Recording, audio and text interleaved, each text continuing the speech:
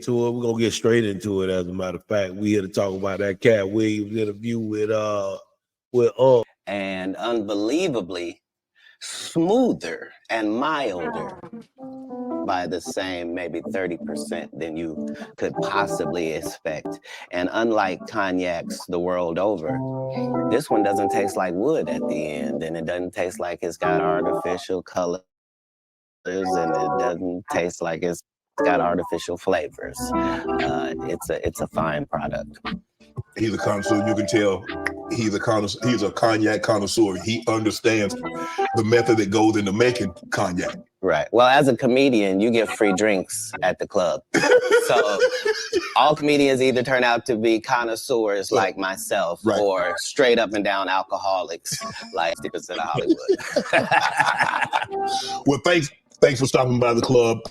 I understand that you're very, very busy, and for you to take time out of your busy schedule and stop in today, we really, really appreciate it here at Club Shay Shay. So thanks for stopping by, Katt. And I needed you to know why I came by. Yeah, I need you to tell us why.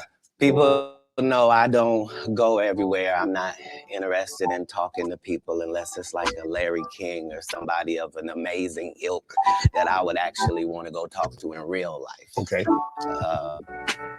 I don't do it so I can sell product, and I got things to sell, so let me come talk. You have a great product here,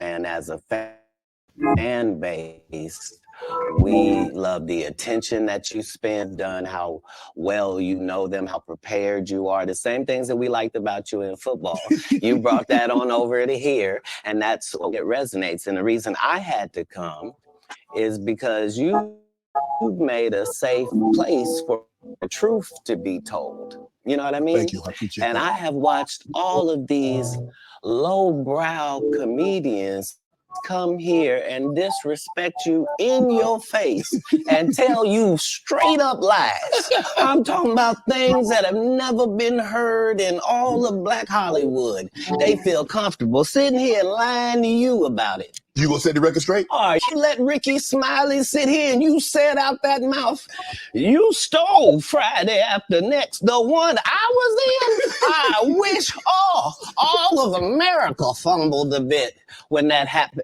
And then he said some stuff that we haven't heard in 100 years in Hollywood. You ain't say nothing. This man told you he had Katt Williams' role. He was gonna be Money Mike.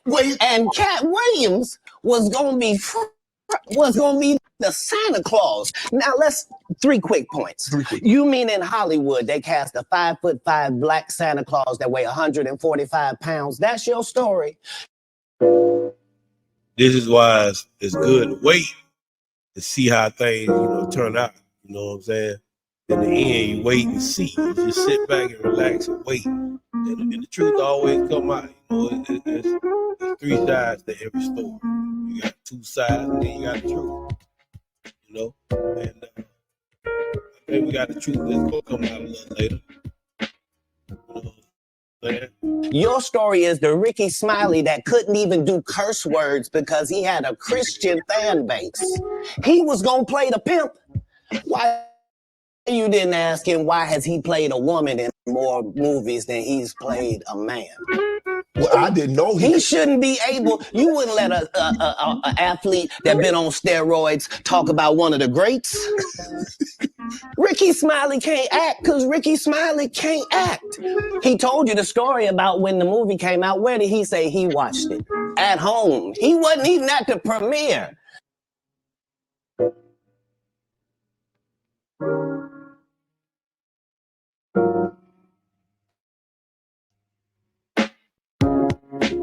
Wow, that's wow. Check it out, y'all. Check it out. That's why I say it's always good to wait when you listening to these stories like this, man. Especially with, celebrities and stuff like that. You have to wait. You never know what's popping. Be all kind of stuff happening behind the closed doors, But I think we waited long enough. We got a little something popping for you tonight. I think the truth, it's coming out slowly but surely. Everybody respond and whatnot, And you got receipts popping up. You know what I'm saying? It's good to have receipts.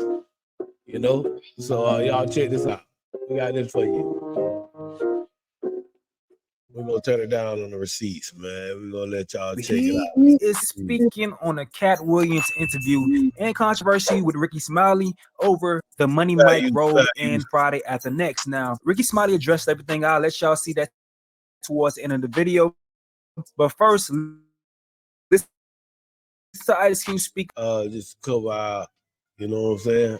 You know how you do it. We new to this. And we true to this. So we're gonna do what we gotta do. We're gonna put up that fair use. You know what I'm saying? We'll even put up the other fair use. We're gonna double fair use it. We'll put up the one with our official name off in that thing, you know what I'm talking about. So let's get fair use, fair use. Fair use, fair use. All right, let's get into it, man. Right here. What's cracking? It's your homie Ice Cube.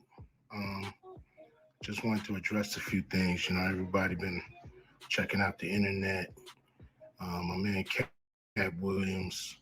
You know, first of all, I just want to say, you know, we shot that movie over 20 years ago. So, you know, people have different perspectives, and it's been a long time.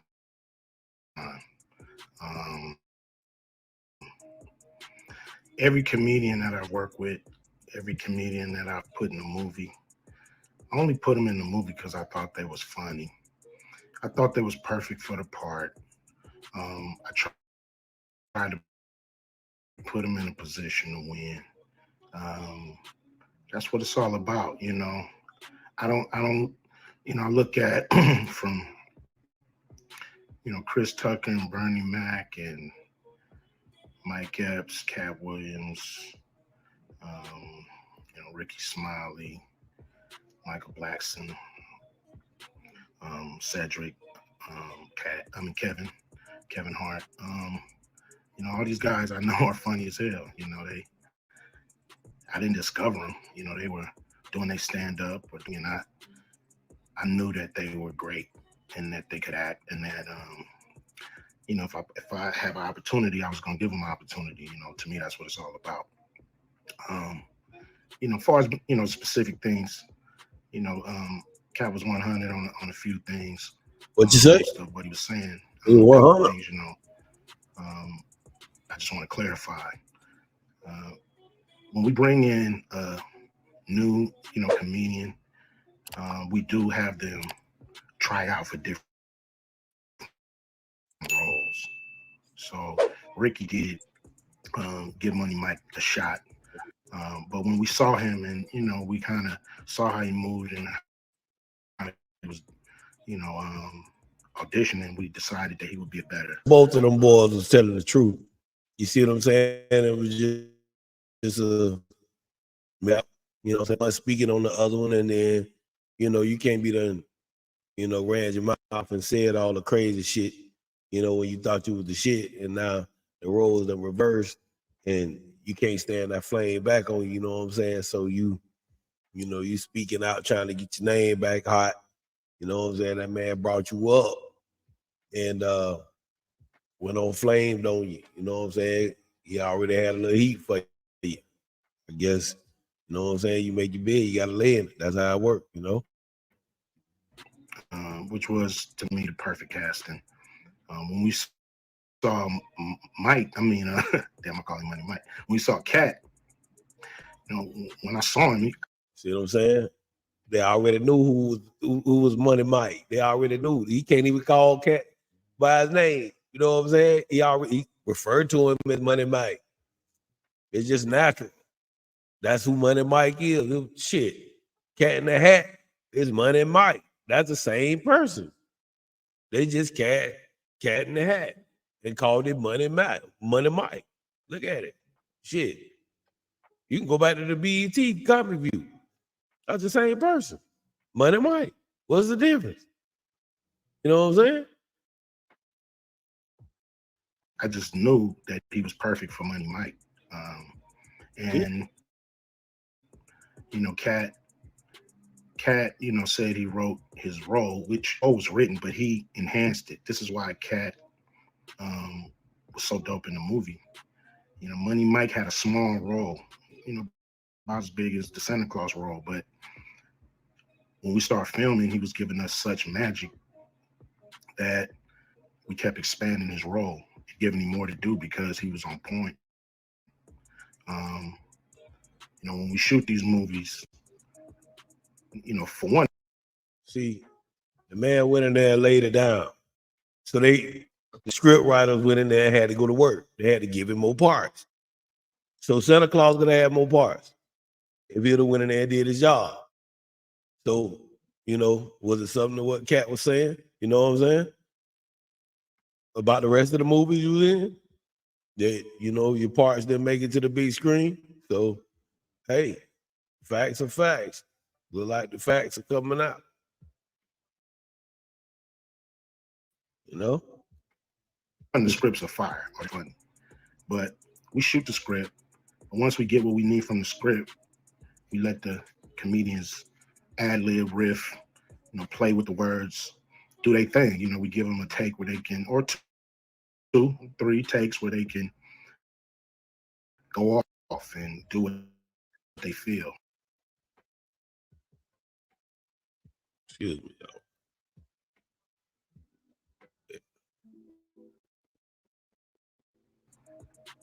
y'all. For one, the scripts are fire, or they wouldn't even do it. The scripts are laugh out funny. But we shoot the script. But once we get what we need from the script, we let the comedians ad-lib, riff, play with the words, do their thing. Yeah. We give them a take where they can, or two, three takes where they can go off and do what they feel. Sometimes it makes the movie, sometimes it don't. Somebody gives you Ricky jewels, part was funny a little bit. You know what I'm saying? make The sure dog that thing was makes the funny. movie. Ain't nothing for Rick. So in the movie, there's It wasn't Money Mike. Second thing I want to clear up. It was never, I would never shoot a rape scene in a movie, especially like Friday, where you actually see this happening on camera. That ain't my style. If you check out any of my movies, they're not raunchy. We did a movie called Players Club where the subject matter was a little raunchy, but for the most part, even that, we left it to your imagination. So the only reason that kind of stuff was in the movie is because you have three villains in Friday After Next. You have Santa Claus stealing presents. You have Damon, just got out of prison, sweating Craig and Dady for the rent money. And then you have Money Mike, a pimp that treats his woman, like property. So Craig is always fighting the villains in the movie, from the Joker Brothers fighting Sales. And the only real way to get rid of the other two villains was to have them go against each other. And the plier joke was always in the script. It was never, we would never ever show that. That's not my style if you look at any of my movies. So, that was never a discussion. We, at that point in everybody's career, we would listen to a certain extent, but we wasn't gonna change the movie for any actor. We do what we feel, and if it was a rape scene, it would have been in the movie. There was no reason not to, but that's not my style. I don't even like that kind of shit in movies, on camera. And so that was that made sense.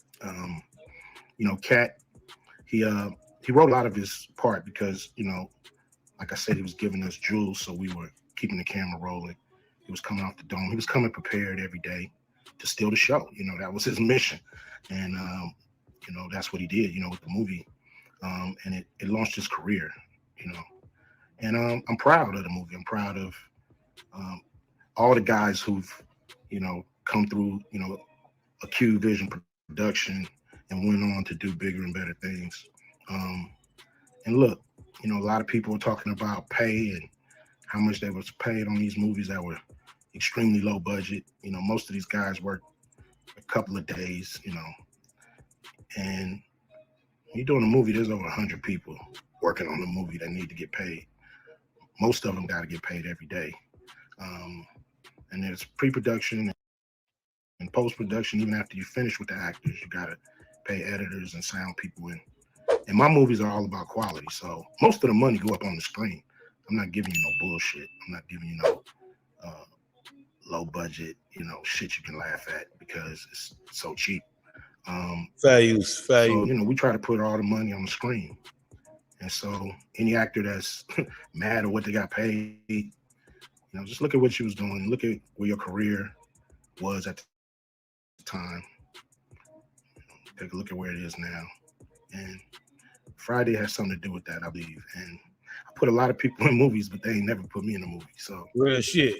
You can take that for what it's worth. You know what I'm saying? I've given a lot of these guys opportunities. And I still act, so I'm waiting for a call. I ain't got to produce everything or write everything.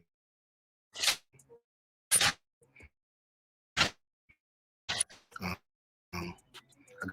got love for all the comedians that I've worked with.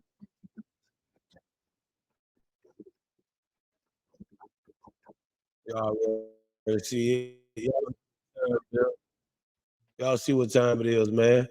Niggas ain't playing in 2024, man. Niggas get it to y'all blood raw in 2024. You know what I'm saying? It's funny. I always been like that. I always been. They try to make us look bad for a long time, boy. They called me a liar for plenty of years. You know what I'm saying? All through high school, all kind of shit, calling me liar. Same motherfuckers calling me liar right now. I asked the motherfuckers, name one lie I told. Can't name one. I feel like Katt, fuck you. Motherfucker, I'm calling bitches out. 2024. Let's do it. That's how we get down. Much love. Start Being Stupid, the podcast. Y'all like and subscribe, share, and be sure to visit Goodfolk TV. Everything over at YouTube and all other social media networks. Y'all tune in live throughout the week, weeknights, weekends. We live, baby. Y'all go fuck with us. Stop Being Stupid, the podcast.